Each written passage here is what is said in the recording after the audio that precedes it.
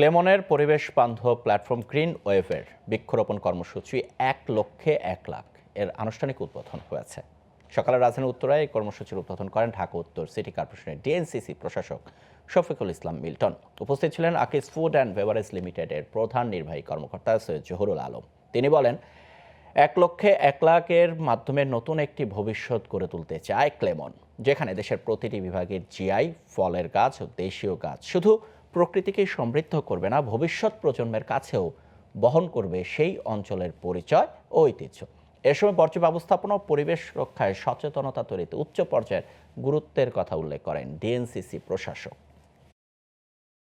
আগামী দিনে আরো সিটি কর্পোরেশনের সারা দেশে অন্তত 1,00,000 ট্রি অ্যাম্বাসাডার তৈরি করতে চাই পর্যায়ক্রমে, যারা আসলে গাছের জন্য ভালোবাসা থাকবে, যারা গাছের যত্ন নিবে, শুধু নিজের লাগানো গাছ না, আশেপাশের গাছগুলোকে যত্ন নিবে। ক্লেমন এবং আকিস গ্রুপ এবং যারা এই আয়োজনের সাথে জড়িত, যারা একটা মহৎ চমৎকার আয়োজন, এই আয়োজনকে আমি আরেকবার ধন্যবাদ জানাই।